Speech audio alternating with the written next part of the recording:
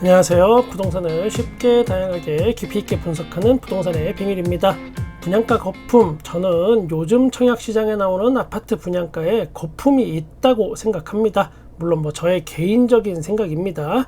제가 생각하는 대한민국은 요즘 분양가에 거품이 좀 있는 것 같아요. 이런 어떤 개인적인 생각이나 의견 정도는 자유롭게 이야기할 수 있는 아주 멋진 나라라고 생각합니다. 그러면서도 한편으로는 또 조금 불안한 면이 있긴 합니다. 첫 번째는 구독자 수도 얼마 안 되고 조회수도 얼마 안 나오는 코딱지만한 그런 채널인데 혹시 누가 해코지는 하지 않을까, 그럴 리는 없다고 굳게 믿어봅니다.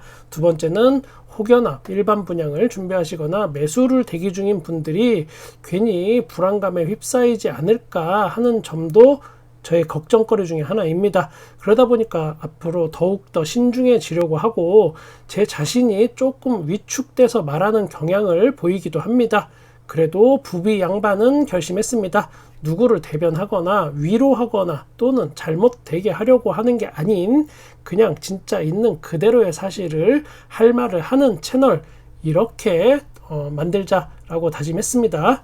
요즘의 아파트 분양가 이거 높아도 너무 높아지고 있습니다. 딱 어떤 느낌이냐면 그냥 2021년 부동산 구축 매수 시장 같은 그때 그 느낌입니다. 뭔가 폭주하는 듯한 느낌, 지금 안 따라가면 안 될 것 같은 느낌, 비싼 거 아는데 그래도 오늘이 가장 싼 것 같다라는 그런 느낌. 2021년에는 10억이 없으면 서울에 집 사는 건 꿈도 못 꿀 것 같았는데 2023년이 된 지금은 10억이 없으면 서울에 아파트 분양 받는 건 꿈도 못 꿀 것 같은 이런 걸로 바뀌었습니다. 아파트 매수에서 분양으로 그냥 옮겨진 것 같긴 합니다. 높아심에 제가 또 한 번 말씀드리겠습니다. 일반 분양을 받든 구축을 매수하든 그 결과는 10년 후에나 우리가 알 수 있는 겁니다. 그런데 만약에 투기 목적으로 분양시장에 뛰어든 사람이라면 단기간 승부를 예상하겠지만 대부분의 선하디 선한, 그리고 남에게 해코지 같은 거 못할 것 같은 아주 평범한 일반 서민분들이 안정적인 주거 환경을 목적으로 한다면 그렇다라는 겁니다.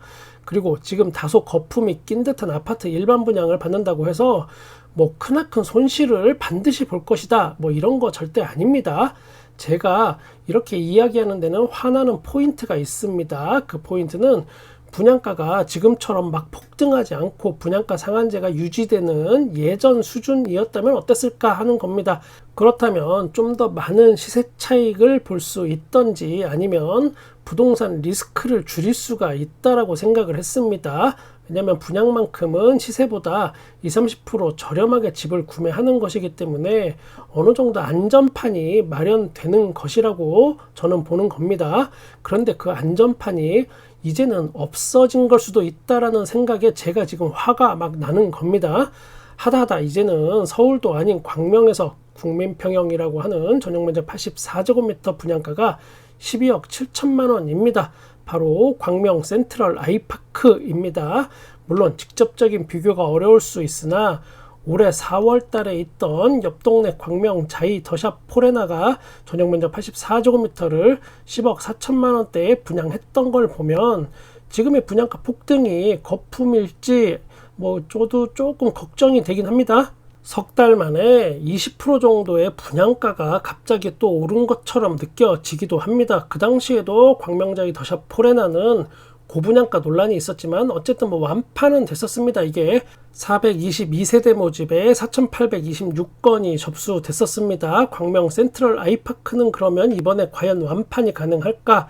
3개월 만에 20% 이상 분양가가 늘은 것 같은데 그건 저도 모르겠습니다. 아마 제가 유튜브를 하지 않았다면 제 속마음은 아마도 어쩌면 이랬을지도 모르겠습니다. 아주 그냥 막 가는구만 이제. 그래 어디까지 가나 한번 구경이나 하자 나도. 아이고. 그런데 지금은 유튜브 채널을 운영하는 입장에서 좀 걱정스러운 부분이 있습니다. 바로 분양가는 앞으로 계속 오르기만 할 거고 오늘이 가장 싼 가격이네. 어쩌지?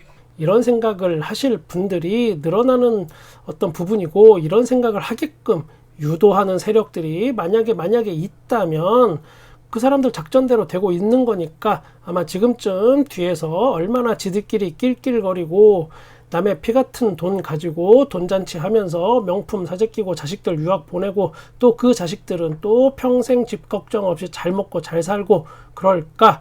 이런 생각을 하면 화가 울컥 치밀어 오른다 뭐 이런 이야기입니다. 야, 부비부비인지 뭔지 분양가는 거품이 아니고 지금 막 공사비가 올라서 그런 거 아니야? 지금 전 세계적으로 시멘트 오르고 다 오르고 난리야 지금. 니깎게 뭘 알아 지금? 공사비가 올랐다. 좀 시멘트 가격이 조금 오르긴 올랐습니다. 예. 부비 양반 그렇게 인정하는 거야? 정말 그런 거야? 저 싸가지 없게 생긴 놈이 저렇게 짓거리는 거 그냥 인정하고 가만히 있는 거야? 뭐라고 말 좀 해봐요 부비 양반. 누나 잠깐 내 등 뒤에 있어요. 건설업계에서 일반적으로 하는 이야기는 시멘트 가격이 10% 오르면 공사비가 최대 1.4% 오른다 이런 주장입니다. 그런데 시멘트 업계의 이야기는 또 다릅니다. 아파트 한 가구에 시멘트가 대충 한 20톤 정도 들어간다고 하면 분양가에서 차지하는 비중은 이게 0.5% 정도밖에 안 되고 7월부터 시멘트 가격이 15% 인상이 된다 하더라도 한 가구당 인상폭은 28만 원 정도라고 이야기하고 있는 겁니다. 뭐 또 이거는 또 양측의 의견이 다르니까 뭐가 맞다 틀리다 정의하기 어렵다고요. 그러면 철근 가격을 한번 우리 같이 볼까요? 철근 가격이 공사비에서 차지하는 비중은 시멘트보다 훨씬 큽니다. 한 2-3배 정도 더 크다라고 보면 됩니다. 그만큼 철근의 가격 변화 영향이 크다. 시멘트보다 이렇게 보면 됩니다. 요즘에 아파트 철근 이야기 많이 나오죠. 제가 어디라고 얘기는 못합니다. 철근이 아무튼 모자라게 들어갔는데 안전에는 이상이 없다라고 만약에 주장을 누군가 한다면 요점을 잘못 이해하고 있는 것 같습니다. 내가 원하는 건 안전에 이상이 없으면 됐다 뭐 이런 게 아니고 안전에 이상이 없는 건 너무나 당연한 건데 그걸 왜 얘기하는지도 모르겠고 철근 100개가 들어갔다고 해서 나는 그만큼의 돈을 지불했는데 내가 낸 돈보다 철근이 적게 들어갔다라는 거 그 자체가 지금 문제라는 겁니다. 너 치킨 시킬 때 한 마리 값 다 냈는데 닭다리 빼고 날개 빼고 주면 너 열 받아 안 받아?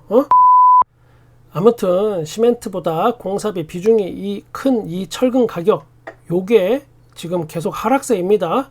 그러면 분양가는 하락해야 하는 게 맞는 거 아닐까요? 물론 이렇게 단순 비교만으로 아파트 공사비가 다 설명되지는 않습니다. 제가 하고 싶은 이야기는 오르는 건 빨리 반영하고 또 많이 반영하고 내리는 거는 숨기거나 미반영해서 분양가가 오르는 거라면 우리는 그걸 부동산 거품이라고 부른다는 겁니다. 부동산 거품, 아파트 거품, 분양가 거품, 거품.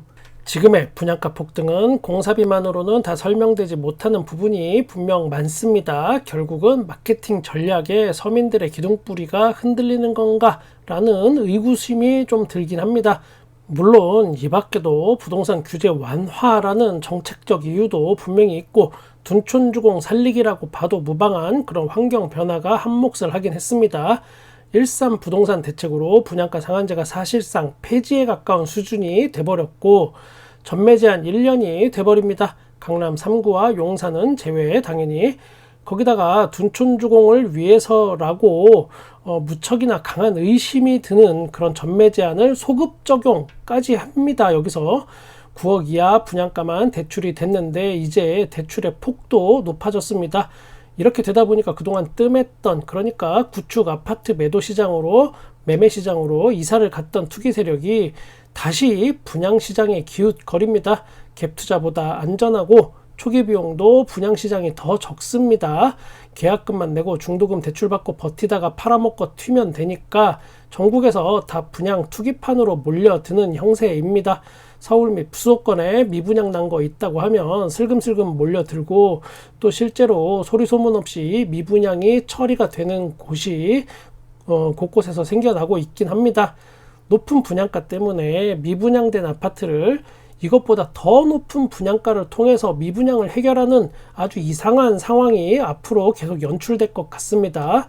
분양가 거품을 걷어내지 않는다면 앞으로 또 계속 반복될 것 같아서 굉장히 씁쓸하긴 합니다.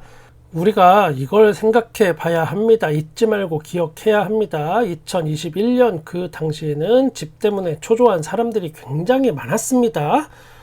무주택자는 더 늦기 전에 집을 사야겠다 막 이렇게 조급해졌었고, 1주택자는 갭으로 한 채 더 사놓지 않으면 안 될 것 같았고, 언론에서는 끝도 없이 오르는 집값이 마치 당연한 것처럼 이야기했었고, 또 한편에서는 추격 매수를 하고 싶어도 이거 뭐 자금 사정 때문에 하지 못하는 분들이 좀 슬픔에 빠져 있었습니다. 집 없는 서름이 굉장히 크게 다가오던 그 시절입니다.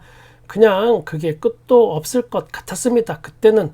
그러다가 예상치 못하는 부동산 하락의 시간이 또 왔습니다. 그 후에 이 모든 게 그 당시에는 내 눈에 안 보입니다. 눈에 뭐가 씌인 것 같습니다. 그런데 또 시간이 지나서 지난 날을 되돌아보면 그 시간들이 어떻게 지나갔는지 이제는 눈에 조금 보이기 시작합니다. 어쩌면 이 스토리가 2023년 지금 이 순간에는 아파트 청약 시장에서 그대로 재현되고 있는 중인가, 뭐 이런 의심은 한번 제가 해보고 있습니다. 저는 여러분의 부동산에 끝까지 함께 하겠습니다. 구독과 좋아요 감사합니다. 부동산의 비밀이었습니다.